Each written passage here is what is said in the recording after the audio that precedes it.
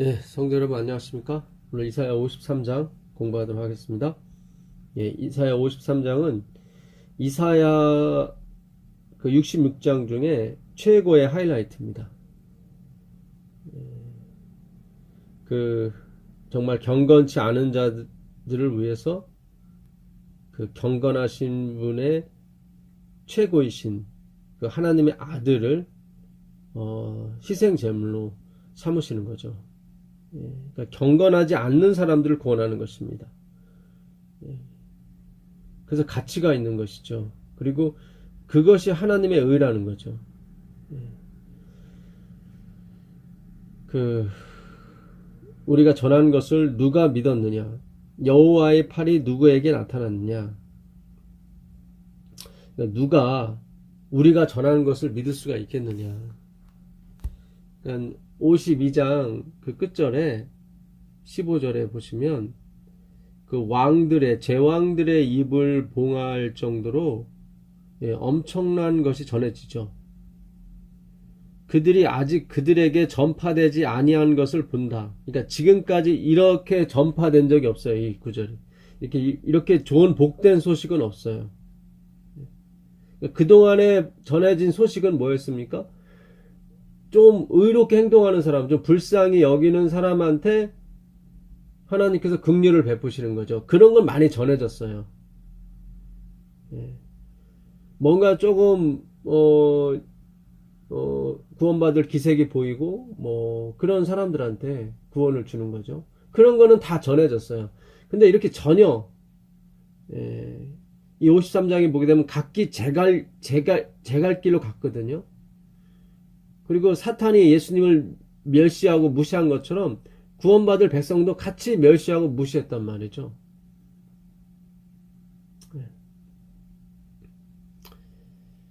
아직 듣지 못한 것을 깨달을 것임이니라.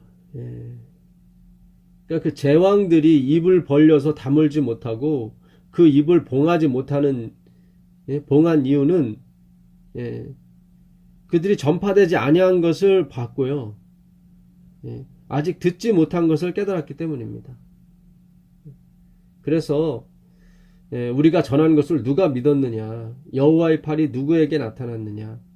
그는 주 앞에서 자라나기를 연한 순 같고 마른 땅에서 나온 뿌리 같아서 고운 모양도 없고 풍채도 없은즉 우리가 보기에 흠모할 만한 아름다운 것이 없도다. 그러니까 하나님께서 보내신 이 속죄 제물은 우리의 인간의 가장 추악한 부분을 뒤집어 쓰셨고 정말 지금까지 모든 인류 중에 예수님보다 보기 흉한 사람이 없었다 이 말이죠. 미움도 많이 받고 그 이유는 우리의 모든 죄를 짊어졌기 때문입니다. 그걸 상징하는 거죠. 근데 그분은 굉장히 뭐 강한 분이 아니라 굉장히 이렇게 고우신 분이었어요. 연한 순 같고 마른 땅에서 나온 뿌리 같아서 그는 멸시를 받아 사람들에게 버림받았으며 간고를 많이 겪었으며 간고를 많이 겪었다는 것은 이제 어려움을 많이 겪은 그런 모양이었습니다. 질고를 아는 자라 이 병을 심하게 앓은 사람들을 잘 알 수 있을 정도로 그분은 그런 모습을 취하셨습니다. 마치 사람들이 그에게서 얼굴을 가리는 것 같이 멸시를 당하였고 우리도 그를 귀히 여기지 아니하였도다. 그러니까 우리도 그를 같이 멸시했어요. 마치 하나님께 징벌을 받아서 그런 사람이 된 것처럼 저주를 받아서. 근데 그 저주는 그냥 우리 때문에 받은 우리의 창조주 되셨기 때문에 받은 저주였지 그분 스스로가 책임져야 될 그런 그분 스스로가 지었던 죄에 대한 형벌이나 저주가 아니었죠. 그는 실로 우리의 질고를 지고 우리의 슬픔을 당하였거늘 우리는 생각하기를 그는 징벌을 받아 하나님께 맞으며 고난을 당한다 하였노라. 우리도 마찬가지예요. 그 당시 2000년 전으로 돌아갔으면 예수님이 하나님께 무슨 죄를 져서 저렇게 당하는가 보다 하고 생각했을 것입니다. 혹은 저렇게 교만한 사람은 당연히 저런 벌을 받아야 돼, 이런 생각을 했던가요? 그가 찔림은 우리의 허물 때문이요 그가 상함은 우리의 죄악 때문이라. 그가 징계를 받음으로 우리는 평화를 누리고 그가 채찍에 맞음으로 우리는 나음을 입었도다. 이 공동 번역에는 이 구절을 이렇게 번역하고 있어요. 그러니까 좀 더 리얼하게, 그를 찌른 것은 우리의 반역죄요 그를 으스러뜨린 것은 우리의 악행이었다. 그러니까는 우리의 악행이, 우리의 반역이 그를 죽인 거예요. 그러니까 우리가 그를 죽였다는 얘기예요. 우리가. 내가 예수님을 죽인 거예요. 그래서 내가 천국에 들어간 거예요. 그의 생명을 뺏어서서 영원히 누리는 거예요. 근데 그 뺏은 것이 도둑질이 아니라 하나님이 그렇게 허락하셨다는 거죠. 마치 가시고기가 자기 알들을 낳은 다음에 그 옆에 죽어요. 그러면 그 알들이 먹을 게 없잖아요. 그 가시고기, 엄마 가시고기를 먹고 생명을 유지합니다. 근데 그게 언뜻 보기에는 불효 같고 언뜻 보기에는 폐역한 죄 같지만 하나님이 허락하셨다는 거죠. 그렇게 하라고. 그래서 그 방법이 아니고서는 우리가 구원을 받지 못합니다. 하나님이 그렇게 허락하셨기 때문에. 그리고 그 방법밖에 없어요. 왜냐하면 생명이 그분밖에 없었기 때문에. 예수님 안에 그 생명이 있어요. 아버지 안에 생명이 있음 같이 아들에게도 생명을 주셨다고 그랬거든요. 그 생명을 우리 나눠 먹는 거예요. 근데 그것을 예수님이 원하셨고, 그가 그렇게 찔리는 거, 우리에게 죽임을 당하는 걸 원하셨고, 그렇게 하라고 하신 거예요.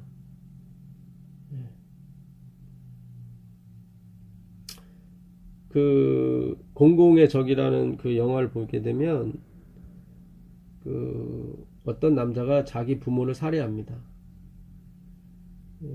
돈 때문에 그런 거죠. 근데 엄마가 그 아들의 칼에 맞아 죽으면서 그 아들의 손톱이 잘려 나간 걸 봐요. 그러니까 그 아들의 손톱이 발견되면 아들이 잡힐 거 아닙니까?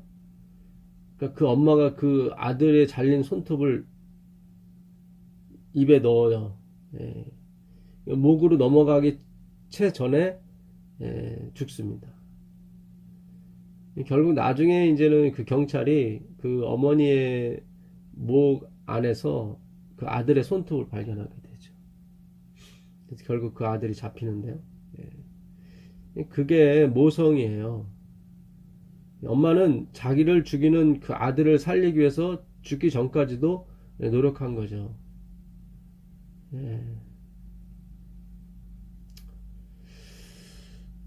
참 뭐 보기는 어려운 영화인데, 좋지 않은 영화인데, 참 어떤 메시지가 있었습니다. 그 범죄자를 해서 그 폐역한 범죄자죠. 아버지 엄마를 죽이는 거죠. 지금까지 키워주고 돈도 주고 장사하게 해줬는데 그 돈 때문에 엄마 아버지를 죽입니다. 근데 엄마는 그 아들을 살리죠. 이게 뭐 드라마로서 나왔기 때문에 가능한 일이죠, 사실은. 그런 모습들이 이 하나님을 표현하는 것입니다. 그 고린도 후서 4장 10절에 가보시면, 고린도 후서 4장 7절 보겠습니다. 6절부터 보도록 하겠습니다.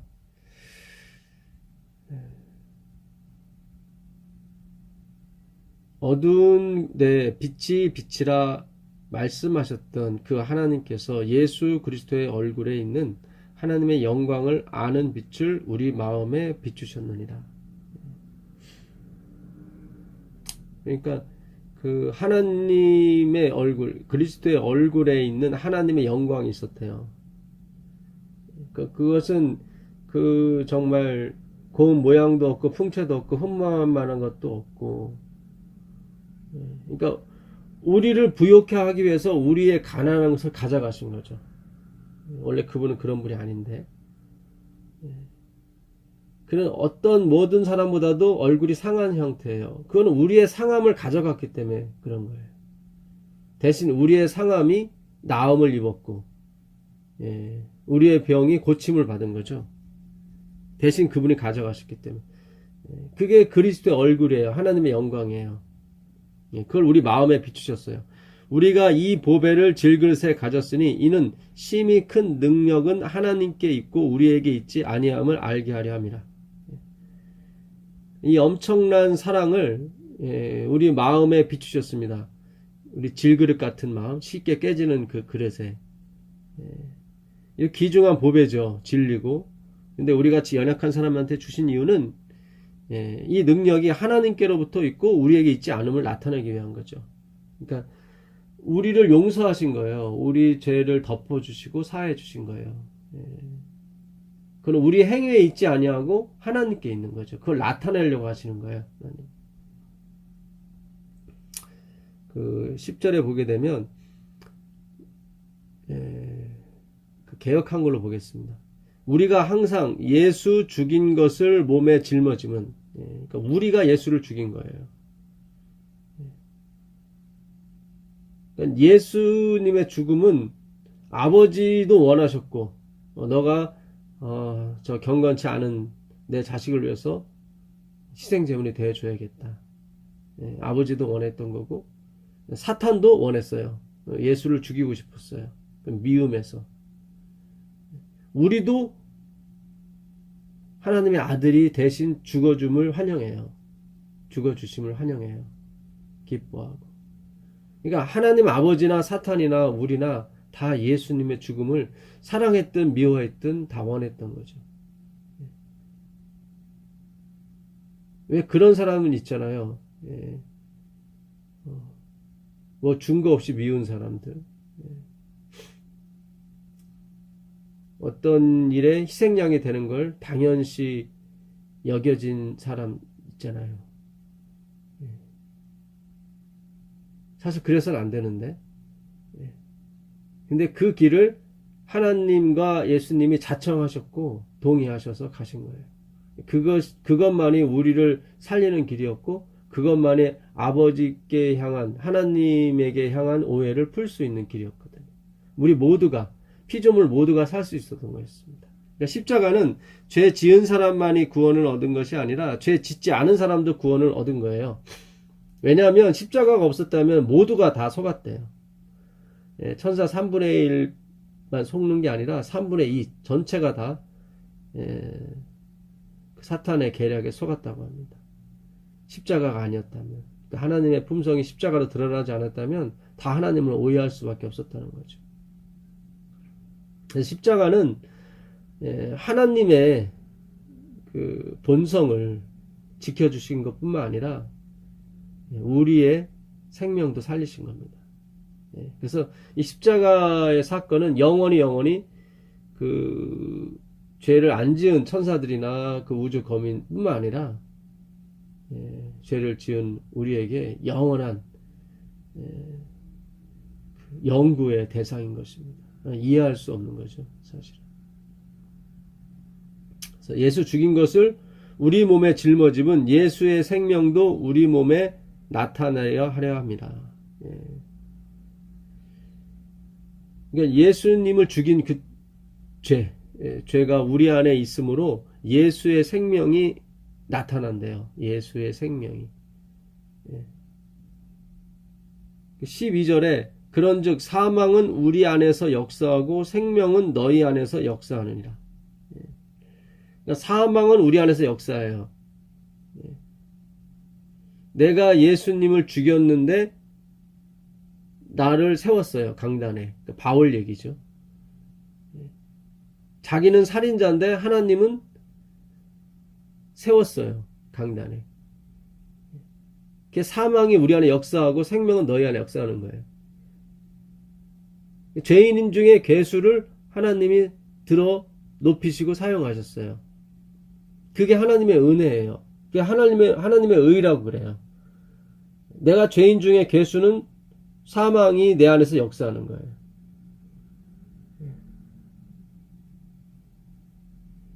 그게 이 보배를 질그릇에 담았다고 얘기하는 것입니다.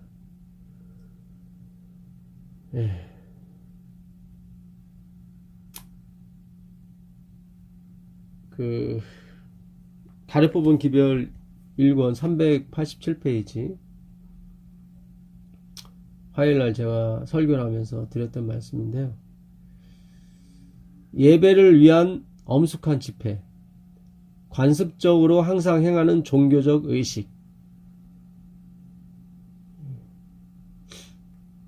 화요일날, 금요일날, 안식일날 모이는 그 예배를 위한 집회를 말하는 거고요. 관습적으로 행하는 종교적 의식은 뭐 성만찬 예식이라든가 침례식이라든가 봉헌식 이런 거 말하는 것입니다.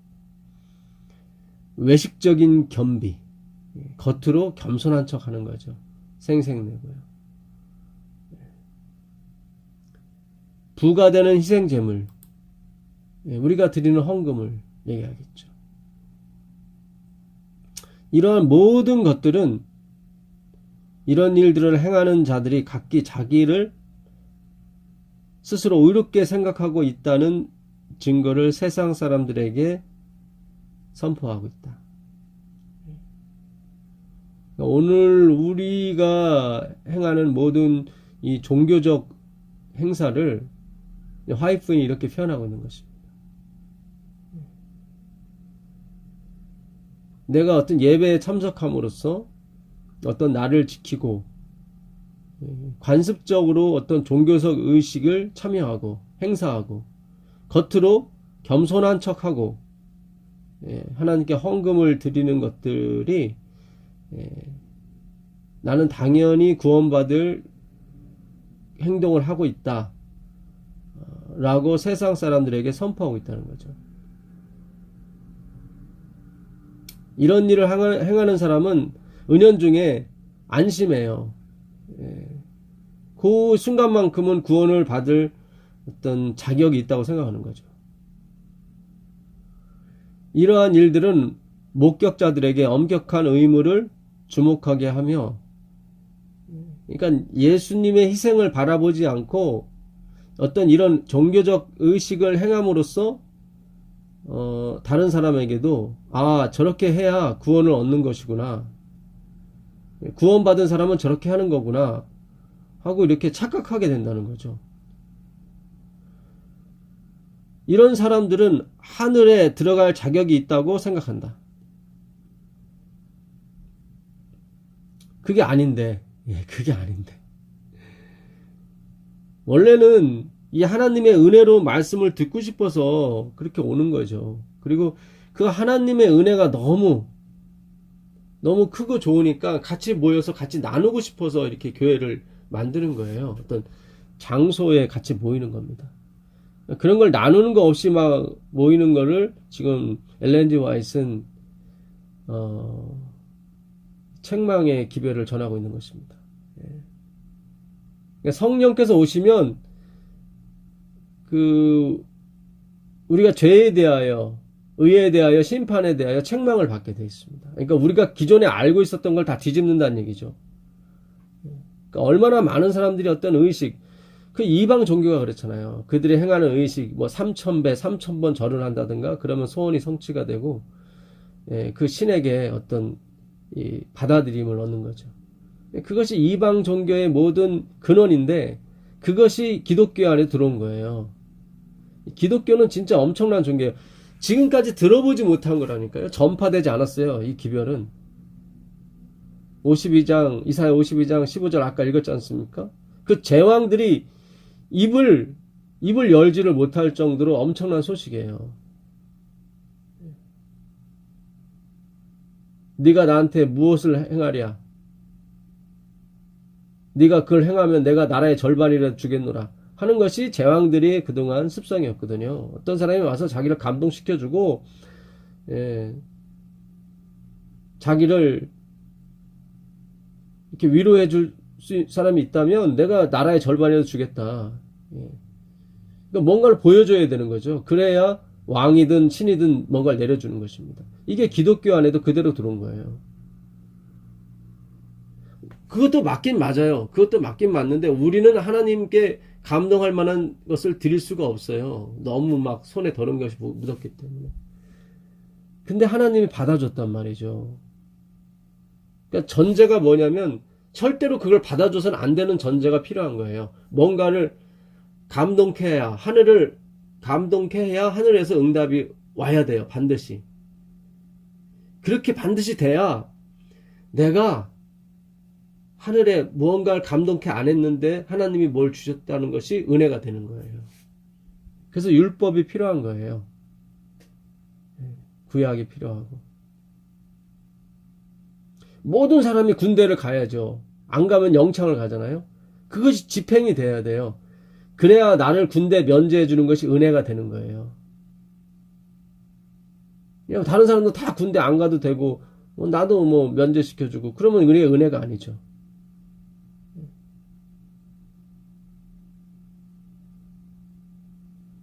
이게 십자가는 그런 거예요. 이게 엄청난 겁니다.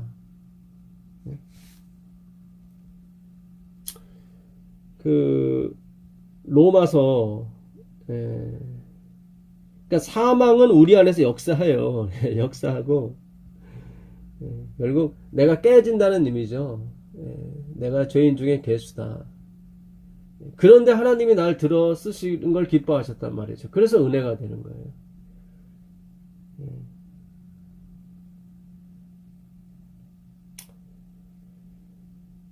그 로마서 5장 그 6절을 보시면 우리가 아직 연약할 때 기약대로 약속대로 그리스도께서 경건치 않은 자를 위하여 죽으셨도다.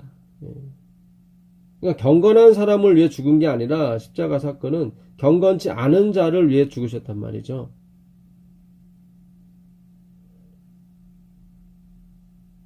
죄인을 위해서 죽었으니까 죄인아 이제 똑바로 살아라. 그것도 말이 안 돼요. 왜냐하면 그의 속성이 계속 경건치 않기 때문에요. 이 능력이 돼야 되는 거예요. 십자가는 용서의 흔적이 되지만 십자가는 능력의 흔적도 되는 것입니다. 그래서 십자가의 도는 멸망하는 자들에게 미련해 보이지만 구원을 얻는 우리에게는 하나님의 능력, 두나미스가 되는 거예요. 다이나마이트가 되는 것입니다. 오늘 우리가 그 길을 찾아가는 거예요. 아직 도달하지 않았어요. 우리 십자가 앞에 도달하지 않았어요. 그 하나님의 죽음, 하나님의 그 영광스러운 죽음, 그 약속이 성취되는 곳에 아직 가고 있지 않습니다. 도착하지 않았습니다. 가고 있는 중입니다. 그걸 14만 4천이라고 하는 거예요. 순례자의 길을 가고 있는 거예요. 그 말씀으로 가능한 거예요. 그 로마서 11장에도 가보시면 로마서 11장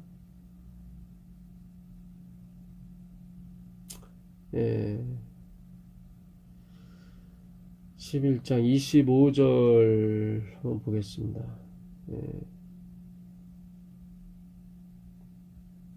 25절을 보시면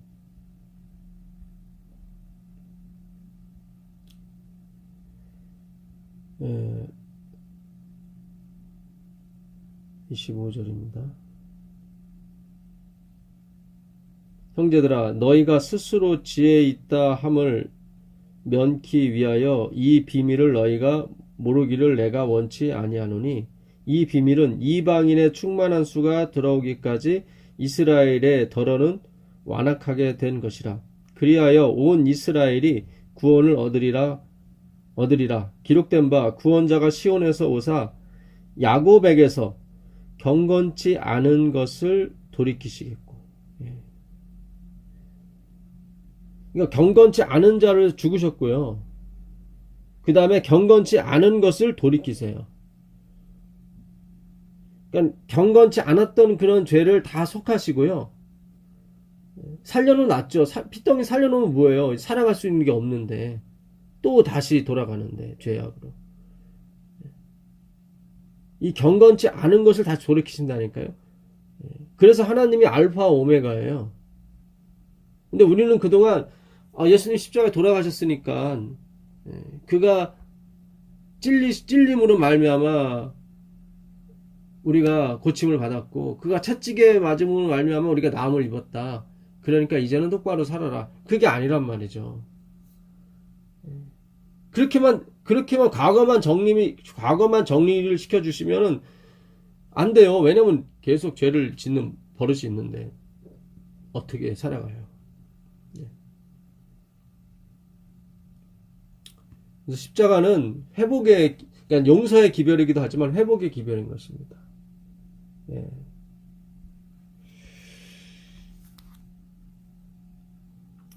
그러나 이것은 전혀 기만에 속하는 일이다. 예. 그러니까 어떤 종교적 의식을 행하는 사람들이 하늘에 들어갈 자격이 있다고 말하는 것은 전혀 기만에 속하는 일이다. 어떤 행위가 우리들을 천국에 들어갈 입장권을 얻어주는 것은 아니다. 한 분의 크신 희생 제물이 되시는 주님께서 믿는 모든 자들을 위하여 충분한 대속물이 되셨다. 그러니까 그분 한 분으로 충분한 거예요. 여러분이 얻은 구원은 취소되지 않는 구원입니다. 우리가 왜 이렇게 공부하냐면 구원을 얻기 위해서 공부하는 것이 아니라 구원 얻은 사람이 이 땅에서 당연히 훈련을 알고 가야 되기 때문에 왜 우리가 구원을 얻었는지 근거를 알아야 되기 때문에 공부하는 거예요. 예. 지금 공부 안 하셔도 언젠가 공부하게 돼 있어요. 여기서 공부가 안 되면 하늘에서 가서 다시 공부해요. 예수님이 다시 가르쳐 주신다. 이조시대 때나 고려시대 때는 십자가를 모르잖아요. 그 사람들은 하늘에 가서 공부를 하게 돼 있습니다.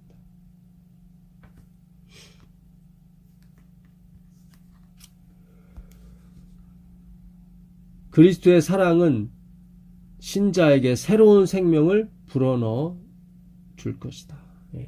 그러니까 이 십자가의 사랑, 이미 우리를 구원하시고 확정하시고 앞으로 영원히 확정하실 거예요.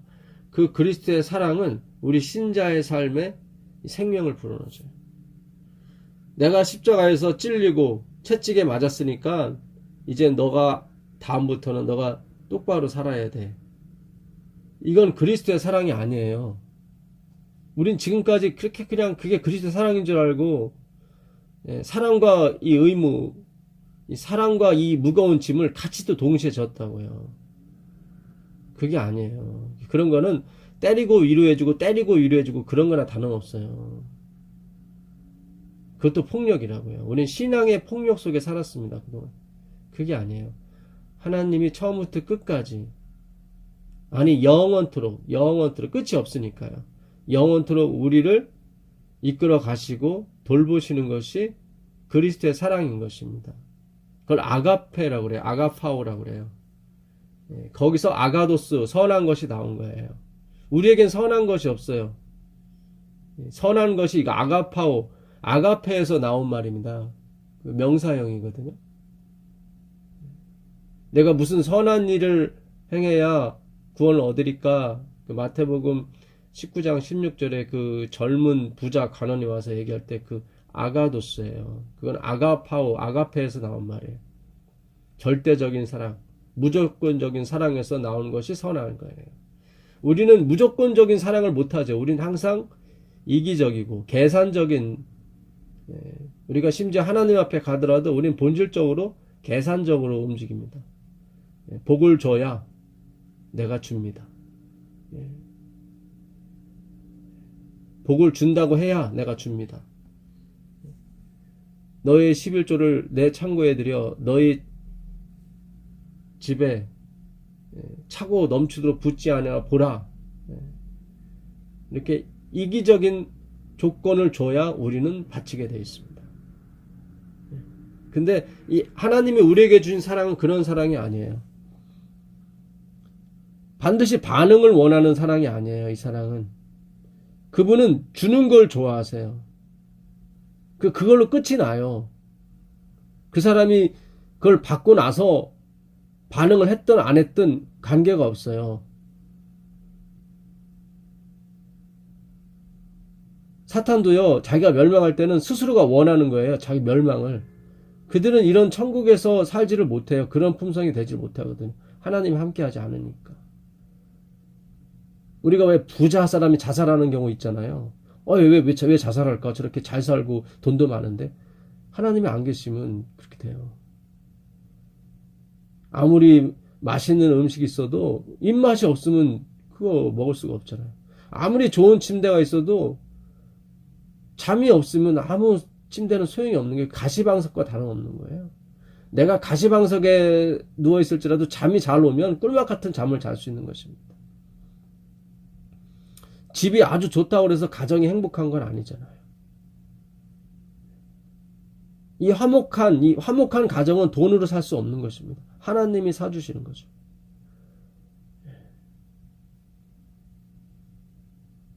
그래서 우리가 지금까지 그리스도의 사랑을 자꾸 우리가 제조했어요. 만들었고, 그러니까 그리스도란 돌을 우리가 제단에 놓고 정을 찍은 거죠. 더 멋있게.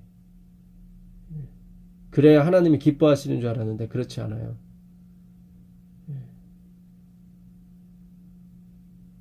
그러니까 이 하나님의 사랑은 진짜 무례하지 않고 오래 참으시고 그런 사랑인 것입니다. 처음과 끝이 없는 사랑이죠, 사실은.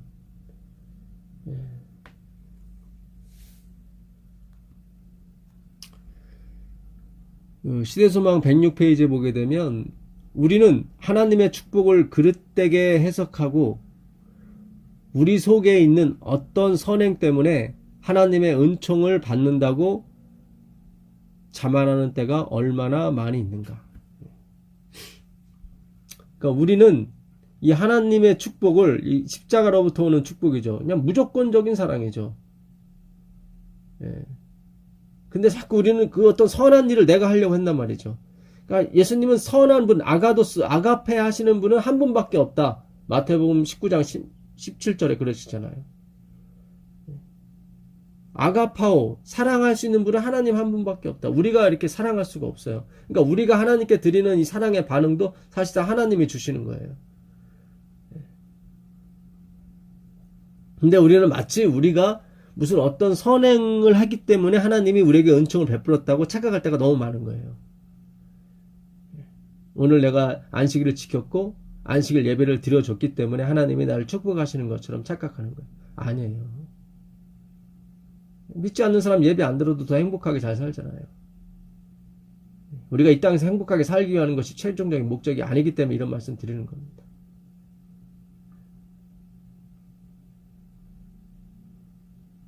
하나님께서 반드시 당신의 뜻을 이루세요. 그 당신의 뜻은 뭐냐면 하나님의 사랑을 깨닫는 거예요. 그 하나님의 은혜를 깨닫기까지 하나님은 쉬지 않고 일하시고 노력하실 것입니다. 지금은 우리가 불평하고 지금은 우리가 아주 불만 가득한 표정일지는 모르겠지만 하나님은 그 경건치 않은 모든 걸 돌이키셔서 결국 하나님께 항복하는 그런 백성으로 만들게 될 것입니다. 그 사랑의 항복을 말하는 거죠. 그들은 다른 사람들보다 우수했으므로 하나님의 축복을 받을 자격이 있는 줄로 착각했다. 다른 사람들보다 내가 하나님 믿을 줄 알았기 때문에 날 축복한 거고 내가 하나님 예수님 선택할 줄 알았기 때문에 하나님이 날 선택했다고 착각하는 거예요. 그렇지 않아요. 그렇게 되면 내가 원인이 되는 거예요. 무슨 먼지에 원인이 있으면 먼지에 티끌이 있습니까? 알러지의 원인은 될지 모르겠지만 이 축복의 원인은 되지 못해요. 티끌과 먼지는. 오늘 하나님께서 우리 가운데서 은혜를 걷어가시면 우린 바로 죄인이 됩니다. 내가 지금 죄인이 안 된 것은 하나님의 은혜가 날 덮고 있기 때문에 그런 것입니다. 그걸 구원이라고 하는 것입니다. 이 은혜는 영원히 거치지 않아요. 그 요한복음 14장 한번 가보세요. 요한복음 14장 16절 보겠습니다. 내가 아버지께 구하겠으니 그가 또 다른 보혜사를 너희에게 주사 영원토록 너희와 함께 있게 하시리라. 또 다른 보혜사, 똑같은 보혜사라는 얘기예요. 돕는 이, 돕는 배필, 뭐 그런 뜻입니다. 파라클레토스. 그러니까 예수님도 돕는 이예요. 나는 주인공이 아니야, 그런 뜻입니다. 항상 열매를 우리 가지에서 맺게 하셔서 마치 가지가 열매를 맺는 것처럼 만드셔요. 그래서 그 창조의 기쁨을 전해 주신다니까요. 사실은 나무의 진액이 다 열매 맺게 해주는데 그걸 하나님의 사랑이라고 그러고 그걸 하나님의 은혜라고 하는데 우리는 그 은혜를 다 율법화 시켜서 마치 내가 노력하고 마치 내가 수고해서 얻은 열매처럼 착각하게 만들었다고. 그렇지 않아요. 하늘의 모든 사업에 근본적인 실행 법칙이 있는데 익명성입니다. 하나님은 항상 자기가 만들어 놓고 거기다 사인을 안 하세요. 근데 우리 인간은 뭔가 조금 손으로 끼적끼적 해놓고 거기 낙관을 찍어요. 누가 그렸다고. 이게 원죄예요. 그리고 사람들은 그 낙관을 보고 환호하고 기뻐하죠. 그걸 우상숭배라고 하는 것입니다. 하나님은 아무리 아름다운 자연을 만들고 아무리 아름다운 꽃을 만들지라도 거기에 자기의 이름을 새겨놓지 않으세요. 그게 하늘 정부의 기초, 익명성인 것입니다.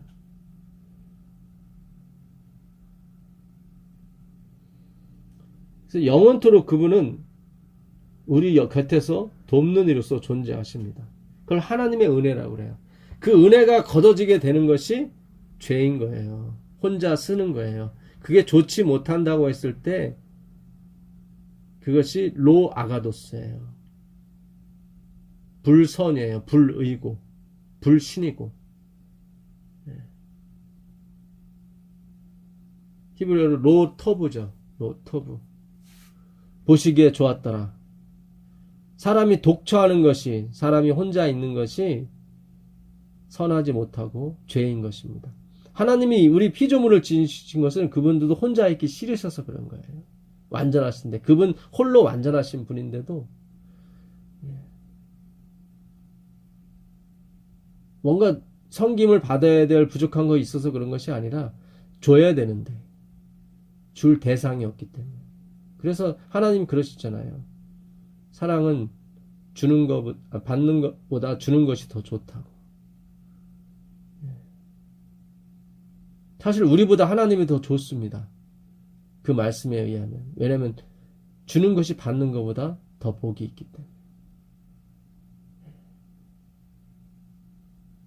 여러분도 한번 주는 자의 복을 누리시게 되길 바라겠습니다.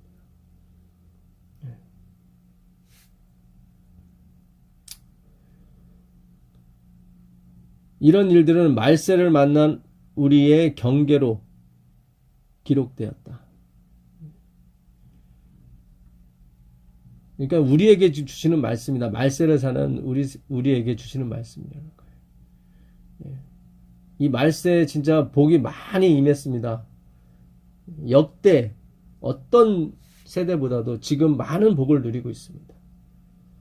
그것이 과학의 문명이나 인간의 지혜의 발전으로 말미암아 된 것이 아니라 하나님의 은혜라는 거죠. 근데 대부분의 사람들이 인간의 지혜와 선택을 찬양하고 기뻐합니다. 교회 안에서도 마찬가지입니다. 모든 그 은혜의 뒤편에는 그리스도의 십자가가 존재하는 것입니다. 이사야 53장 5절이요. 그가 찔림은 우리의 허물 때문이요. 허물은 그 전에 한번 말씀드렸었죠. 생각 없이 나오는 죄. 그걸 막으러 오신 거예요. 그가 상함은 우리의 죄악 때문이라. 그가 징계를 받음으로 우리는 평화를 누리고 그가 채찍에 맞음으로 우리는 나음을 입었도다. 제발 그분이 징계를 받으셔야 합니다. 제발 당신께서 채찍에 맞아 주셔야 우리가 나음을 입고 평화를 누리게 되어 있습니다. 우리의 소원을 주님께서 져 주신 거죠. 우리는 다 양 같아서 그릇 행하여 각기 제 길로 갔거늘 여호와께서는 우리 모두의 죄악을 그에게 감당시키셨도다. 아버지도 그 사랑하는 아들을 미워하셨습니다. 그래서 우리의 모든 죄악을 그분 어깨에 감당시켰죠. 아버지도 원했고 사탄도 원했고 우리도 원했던 것입니다. 꿔다는 보리자보다도 더 심각하게 그분은 멸시와 학대를 받으셨지만 그걸 또 즐거워하셨죠. 그러니까 우리로서는 상상이 가지 않는 그분의 처분이었고 그분의 행동이었습니다. 영생을 살지라도 우리가 그분을 알 수 없을 것입니다. 그가 곤욕을 당하여 괴로울 때에도 그의 입을 열지 아니하였으며 마치 도수장으로 끌려가는 어린 양과 털 깎는 자 앞에서 얌전한 양같이 그의 입을 열지 아니하였도다. 묵묵하게 아버지께서 주신 짐을 그는 즐거이 지셨습니다. 그는 곤욕과 신문을 당하고 끌려갔으나 그 세대 중에 누가 생각하기를 그가 살아있는 자들의 땅에서 끊어짐은 마땅히 형벌받을 내 백성의 허물 때문이라 하였으리요. 누가 알았겠느냐. 누가 우리 때문에 그분이 이 질고와 이 간고와 이 십자가의 채찍을 그 멸시를 당하는 줄 누가 알았느냐 말이죠. 그 얘기죠. 다 생각하기를 하나님이 그를 미워해서 그가 뭔가를 잘못했기 때문에 우리 보이지 않는 데서 뭔가 죄를 졌기 때문에 사실 하나님께서 보이지 않는 데서 죄를 지은 건 우리거든요. 그분이 아니라. 근데 많은 사람들이 그를 생각하기를 그가 우리가 보지 못하는 어떤 은밀한 죄를 지었나 보다. 그렇죠. 우리의 은밀한 죄를 그분이 다 지셨죠. 그분의 그 십자가 때문에 우리가 완벽하게 포장된 것입니다. 그래서 우리가 이 두 눈 뜨고 얼굴 두고 이 거리를 활보할 수 있는 거예요.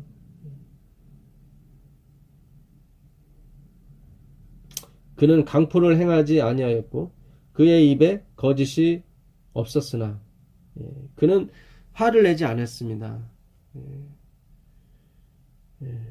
그는 채찍에 맞을 때도 당연히 자기가 맞는 자처럼 행동했습니다. 입을 열지 않았으니까요. 그래야 아버지께 영광이 가고 우리를 구원할 수 있기 때문이었습니다. 그의 무덤이 악인들과 함께 있었으며 그가 죽은 후에 부자와 함께 있었도다. 여호와께서 그에게 상함을 받게 하시기를. 그러니까 하나님께서 원하신 거예요. 그가 상함은. 잘 보세요. 우리가 어떤 것을 구하기 위해서 어떤 희생양을 치를 때 그 희생양이 더 가치가 있어서 희생양을 치르는 겁니까? 아니면 구하는 것이 더 가치가 있어서 희생양을 치르는 겁니까? 당연히 후자죠. 뭔가 구하려고 했던 것이 더 가치가 있기 때문에 희생양을 치르는 거예요. 그러니까 하나님 보시기에는 우리가 사실 더 가치가 있었던 거예요. 당신의 아들보다. 그게 하나님의 품성이에요. 하나님의 마음이고. 그래서 그분이 존경을 받는 거예요. 영광을 받으시는 거라고요. 그러니까 우리는 그렇지 않잖아요. 우리는 항상 이기적이잖아요.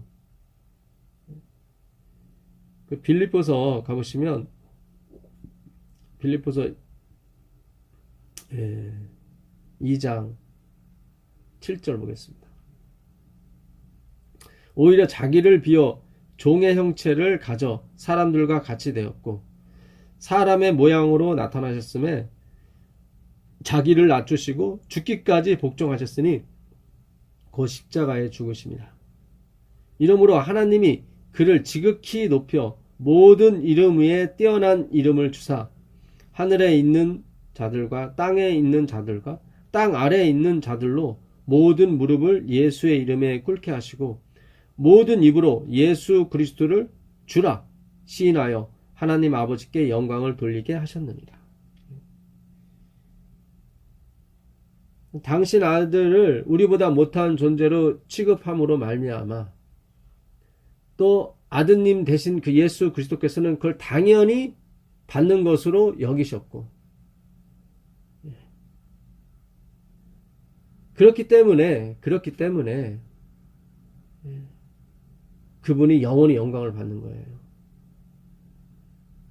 만약에 십자가를 내가 졌으니까 이다음부터는 네가 똑바로 살아라 해서 우리가 구원을 받았다면 어느 부분까지만 찬양을 해도 되고 어느 부분부터는 안 해도 되는 거예요. 왜냐하면 어느 부분까지만 그분이 감당하셨기 때문에. 우리가 영원히 그분께 영광과 찬양을 돌리는 것은 그분이 영원히 우리를 감싸고 있기 때문에 그런 것입니다. 예수님이 지금 오셔도 우리는 다 구원받아요. 왜냐하면 하나님이 우리를 보고 구원하신 것이 아니기 때문이에요. 그냥 사신 거예요. 그럼 우리가 이 죄악의 속성을 가지고 어떻게 영원히 천국에 살 수 있는가? 우리를 범죄케 했던 그 원인들이 제거가 되기 때문에 그게 가능한 거예요. 이제 우리를 긁는 사람들이 없어요. 어떤 갈고리 은사를 가지고 우리를 이렇게 막 긁어주는 사람이 없어요. 천국에는. 그게 사탄이었거든요. 그게 마귀였어요. 디아블로스라는 마귀는 우리를 긁는 자, 그런 뜻입니다. 참소자. 마귀 맞자에다 귀신 귀자를 쓰는데 그런 번역을 좀 잘못하신 거예요. 이 디아블로스는 그 참소하다, 고소하다, 그런 뜻입니다. 그러니까 실수를 해도 고소하는 사람이 없어요, 천국에는. 그래서 죄가 존재하지 않는 거예요. 이 세상 말로 말하면 매일매일 10억씩 생기는 거예요, 계속. 가난이 없고, 어딜 가든지 먹는 게 넘쳐나고요. 어디 가든지 따뜻하고, 어딜 가든지 집이 똑같은 집이 없어요. 다 틀려요. 그냥 사는 게 관광이고 사는 게 낙인 거예요. 거기다가 그것도 좋은데 거기다가 늘 우리가 이 세상에서 들었던 가장 은혜로운 말씀보다 더 은혜로운 그 더블의 은혜의 말씀을 우리가 직접 하나님으로부터, 예수님으로부터 들을 수가 있다는 거죠. 그 말씀만 들어도 우리는 행복하고 기뻐요, 사실은. 우리가 어떤 은혜로운 말씀을 듣게 되면 너무 좋잖아요. 하나님이 일하시는 장면들. 근데 그 말씀을 어제보단 오늘보단 내일이 더 좋은 거예요. 기가 막힌 거죠. 계속 기다려지는 거예요. 그 말씀을 듣고 싶고. 우리는 그 말씀을 계속 전달해주는 그런 메신저의 역할을 하늘에서 할 것입니다. 그래서 왕 같은 제사장인 거예요.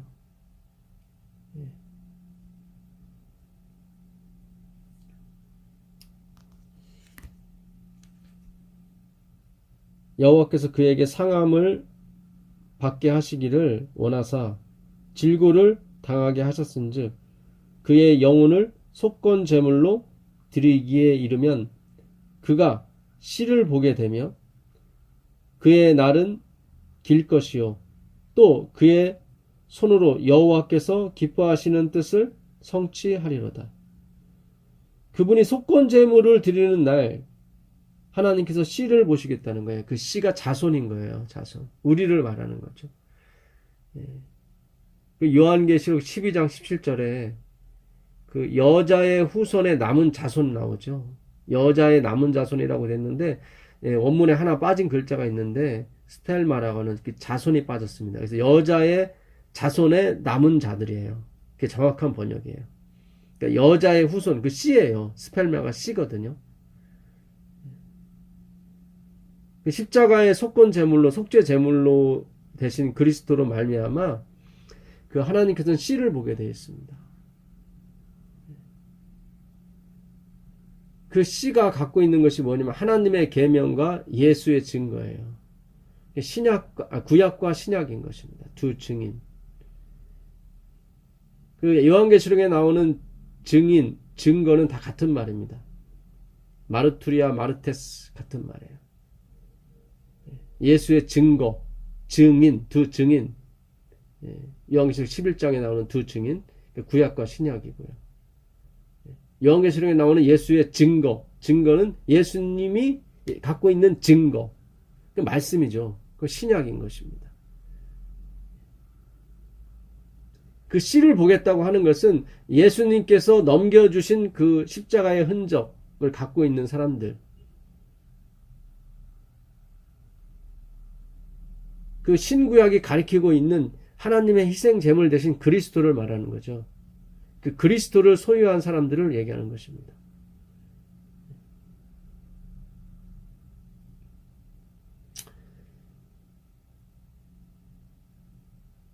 그 요엘서 2장 31절에도 누구든지 여호와의 이름을 부를 자는 구원 얻으리라 하시면서 그 남은 자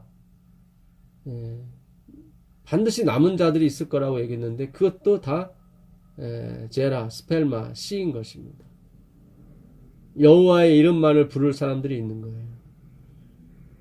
그분의 은혜에 그분의 긍휼과 구원하심에 감격하여 늘 그분의 이름을 부르며 사는 사람들이죠.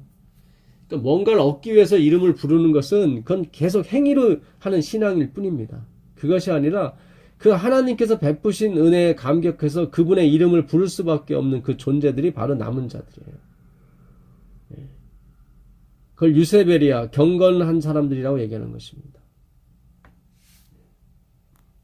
그래서 이 마지막 시대의 14만 4천인은 바로 예수 그리스도의 그 놀라우신 은혜에 감격해서 사는 사람들이 반드시 존재하는 것이 14만 4천이고 그들의 이름을 14만 4천이라고 부르는 것입니다. 그래서 그들의 이마에는 하나님과 어린 양의 이름밖에 없는 거예요.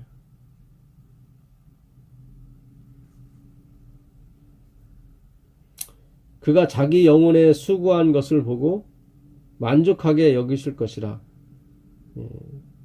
그가 채찍에 맞음으로 우리가 나음을 입었고 그가 상함으로 우리가 고침을 받았습니다.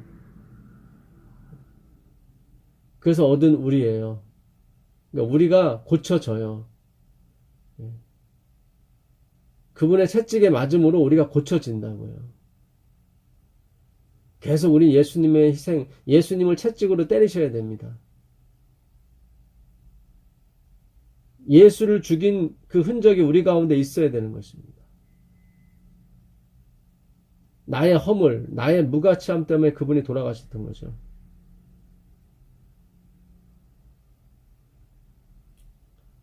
그 수고한 것을 보고 만족하게 여길 것이라. 나의 의로운 종이 예수님이죠. 자기 지식으로 많은 사람을 의롭게 하며 하나님의 말씀으로 자기 지식이라는 하나님의 말씀이죠. 그 말씀으로 많은 사람을 의롭게 하며 또 그들의 죄악을 친히 담당하리로다. 의롭게 하신 동시에 그들이 과거에 지었던 모든 죄악 다 그분이 감당하십니다. 그러니까 의인이 구원받는 게 아니라는 게 다시 한번 나오는 거죠. 그들의 죄악을 친히 담당하신다는 얘기가 나오는 거 보니까 의로움이 먼저 오잖아요. 여기요. 그러므로 내가 그에게 존귀한 자와 함께 몫을 받게 하며 강한 자와 함께 탈취한 것을 나누게 하리니. 지금 우리가 강한 자와 함께 존귀한 자와 함께 죄 짓지 않은 사람들과 함께 그 탈취물을 나눈다는 거예요. 이는 그가 자기 영혼을 버려 사망에 이르게 하며 그렇죠? 범죄자 중 하나로 헤아림을 받았음이니라. 범죄자 중 하나로 헤아림을 받았다는 것은 범죄자와 똑같은 처분을 받았다 그런 얘기. 그러니까 범죄자라 이 말이에요. 그분은 자기 죄가 아니라 우리 죄 때문에 그런 거죠. 그러나 그가 많은 사람의 죄를 담당하며 범죄자를 위하여 기도하였느니라. 그 누가복음에 가보시면 누가복음 23장 32절에 가보시면 그 헬라어 단어 알로스라는 말이 하나 나옵니다. 예수님이 두 강도와 함께 십자가 가운데 못 박히게 되죠. 그러면서 성령께서 그 표현을 이렇게 하셨어요. 또 다른 두 행악자도 사형을 받게 되어 예수와 함께 끌려가니라. 여기 보면 또 다른 두 행악자라고 나오는데 여기서 말은 다른, 두 강도를 말하는 거죠. 여기서 말은 다른은 알로스라는 말을 썼어요. 다르다는 표현이 그 헬라어에 세 가지가 있어요. 헤테로스가 있고, 헤테로스는 완전히 다른, 질적으로 뭐 양적으로 외형적으로 완전히 틀린 걸 헤테로스라고 해요. 침례 요한이 오실 그이가 당신이 맞습니까? 우리가 다른 일을 기다릴까 할 때 그 다른은 완전히 다른 헤테로스를 말하는 거예요. 침례 요한이 감옥에 있을 때 자기를 빼주지 않고 그러니까 상당히 좀 불편했던 것 같아요. 그래서 우리가 당신같이 꾀지지하고 얼굴도 못생기고 쳐다보기도 싫은 그런 모습에 옷도 그냥 일반 평민이 입는 옷, 그런 옷 입은 그런 메시아 말고 정말 군말을 타고 오고 장군의 옷을 입은 우리가 그런 사람을 기다리오리까 하고 한 거예요. 그때 헤테리오스를 쓴 거예요. 완전히 다른. 근데 여기서는 그 알로스라는 걸 썼어요. 알로스는 뭐예요? 거의 같은 이에요. 모양만 틀리고 성질은 똑같은 뭐 그런 뜻이에요. 두부와 콩이 모양은 틀리지만 성질은 똑같잖아요. 그거 알로스라고 해요. 여기서 말하는 것이 그 알로스입니다. 그러니까 예수님을 다른 행악자라고 했을 때 이 알로스 쓰면 안 돼요. 원래 헤테로스죠. 모양만 행악자지 사실은 선한 분이잖아요. 근데 성경은 그렇게 표현 안 해요. 진짜 우리 죄를 감당했기 때문에 진짜 행악자가 된 거예요. 예수님께서요. 진짜.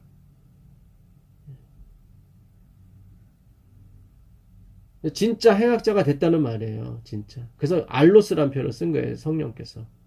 이 성경은 성령의 감동으로 된 것이 아닙니까? 오늘 우리가 배우는 예수님이 그 알로스 대신 예수님이에요. 완전히 다른 행악자가 아니라 진짜 행악의 최고의 중심에 쓰신 분이 그리스도예요. 진짜 구리뱀이 되신 거예요. 죄 자체가 되신 거예요. 그래서 우리가 이 상태로 천국 가도 죄를 짓지 않고 살 수 있는 것입니다. 왜요? 그분이 죄 자체를 다 가져가셨기 때문에 죄를 지을 수가 없어요. 우리를 더 이상 긁는 사람이 없다 이 말이죠. 참수하는 사람이 없어요.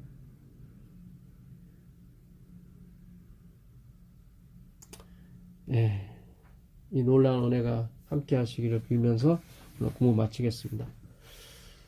하늘에 계신 아버지 하나님 감사합니다. 오늘 이사야서를 통해서 우리에게 정말 기가 막힌 소식을 전해주시니 감사합니다. 이 말씀대로 될지어다. 우리의 마음이 그렇습니다.